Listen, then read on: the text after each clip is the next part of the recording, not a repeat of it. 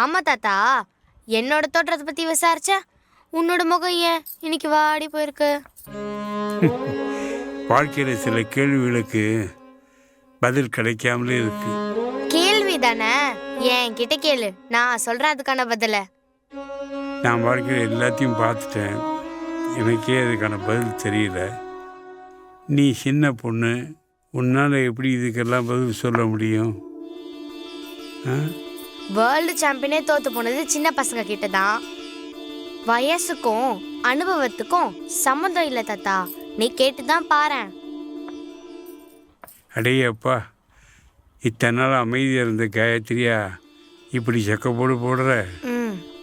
நீ ஏதோ ஒரு முடிவோடு தான் வந்திருக்க. சின்ன வயசில் எங்கள் அப்பா என்கிட்ட சொன்னார், நீ படித்து ஃபஸ்ட் கிளாஸில் பாஸ் பண்ணால் உனக்கு சைக்கிள் வாங்கி தரேன்னு. நானும் எவ்வளவோ முயற்சி பண்ணேன், படித்தேன், ஃபஸ்ட் கிளாஸில் வர முடியுது. என்ன பிரயோஜனம்? முயற்சி இருந்தும் பலனெல்லாம் போயிடுச்சே. தாத்தா, உனக்கு மகாபாரதத்துல வர அர்ஜுனனை தெரியுமா? ஓ, நல்லா தெரியுமே, அருமையான வில்லாளன்.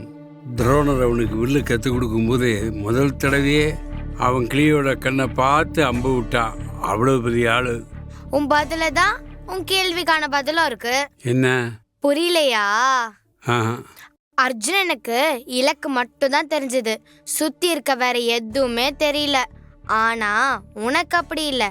சைக்கிள் வேணும்னா ஃபர்ஸ்ட் ரேங்க் எடுக்கணும்னு நினைச்சே தவிர ஃபர்ஸ்ட் ரேங்க் எடுத்தா சைக்கிள் தானா கிடைக்கும்னு நீ யோசிக்கல.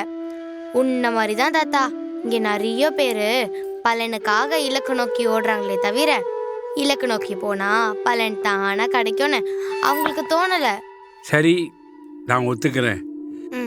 என் வயலில் முப்போக விளையணுங்கிறதுக்காக நான் பயிரிட்டேன். திடீர்னு இயற்கையோட சீற்றை வந்து பயிர் பூரா அழிஞ்சு போச்சு. அதுக்கு நானா காரணம்? உனக்கு ஏற்பட்டதை நஷ்டமா பார்க்காத தாத்தா, முன்னெச்சரிக்கையா நீ எப்படி இருந்திருக்கணும்னு கத்துக்கிட்ட பாடமா பாரு. லைஃப்ல கஷ்டப்படாம ஈஸியா அதுவும் கிடைச்சறது இல்லை. நான் விவசாயத்தை பெருக்கணுங்கிறதுக்காக லோன் கேட்காத பேங்கே கிடையாது. எல்லா பேங்க்லையும் கேட்டேன், யாருமே தரல. ஆனால் தேவைப்படாத நேரத்தில் அடிக்கடி வீட்டுக்கு ஃபோன் பண்ணுறான், சார் லோன் வேணுமா, சார் லோன் வேணுமா. என்ன பிரயோஜனம்?